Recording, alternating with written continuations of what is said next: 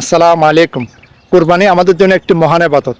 এই ইবাদতের মাধ্যমে আমরা ত্যাগ, সহানুভূতি, মানবতার শিক্ষা পাই। কিন্তু খুবই দুঃখজনক, কিছু অসচেতনতার কারণে এই পবিত্র আনন্দ অনেক সময় সাধারণ মানুষের ভোগান্তির কারণ হয়ে দাঁড়ায়। সরকারি রাস্তা বন্ধ করে কিংবা রাস্তা দখল করে পশুহাট বসানো হলে মানুষের চলাচল ব্যাহত হয়।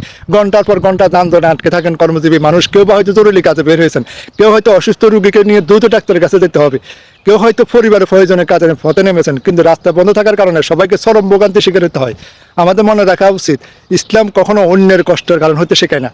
ধর্মের মূল শিক্ষা হলো মানুষের উপকার করা, কষ্ট বাড়ানো নয়। রাস্তা জনগণের সম্পদ, এই রাস্তা সবার চলাচলের জন্য সবার প্রয়োজন। তাই কোরবানি পশুর হাট যেন মানুষের দুর্ভাগ্যের কারণ না হয়, সেদিকে আমাদের সবাইকে সচেতন হওয়া জরুরি। প্রতি কোরবানিতে রাস্তা দখল করে মানুষকে কোরবানি হাট বসাইতে হয়। এইটা কেন? আসুন আমরা সবাই মিলে প্রতিজ্ঞা করি, নির্ধারিত জায়গা পশুর বসাবো, সরকারি রাস্তা ফুটপাত দখল করব না, যানজট জনভোগান্তি কমাতে সচেতন থাকবো, পরিষ্কার পরিচ্ছন্ন বাজার রাখবো, নিজের ইবাদতের পাশাপাশি মানুষের স্বস্তি অধিকারে গুরুত্ব দেব। মনে রাখবেন, একটি সুন্দর সমাজ গড়ে ওঠা সচেতন, শৃঙ্খলা, মানবিকতার মাধ্যমে কোরবানি আনন্দ হোক সবার জন্য, শান্তি, কল্যাণের বার্তা।